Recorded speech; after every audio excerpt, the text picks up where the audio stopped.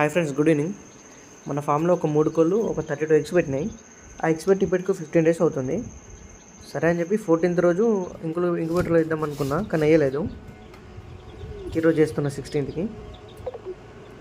ఒకటి రెండు eggs chicks అవుతున్నాయి, అయితే తీసి పైన పెట్టిన ఇంక్యుబేటర్ నుండి.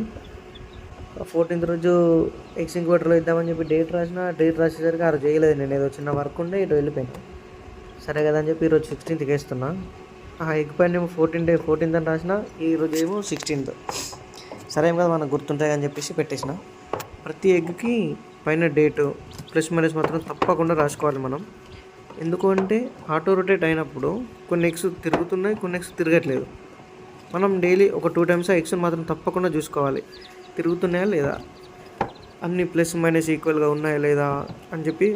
ఒకవేళ తిరగకపోతే మనం దాన్ని కరెక్ట్ చేసి పెట్టడం కానీ, సైడ్కి ఉన్నది స్ట్రైట్గా పెట్టడం కానీ తప్పకుండా చేస్తే 100కి ఒక 90% హ్యాచింగ్ అవుతాయి, పిల్లలు వస్తాయి.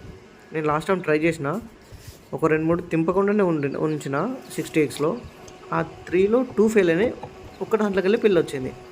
అంటే ఆటో రొటేటర్ మీద మనం నమ్మకం పెట్టుకోకూడదు. మనం ఎంత కాస్ట్ పెట్టి తీసుకున్నా కూడా తప్పకుండా చెక్ చేసుకోవాలి.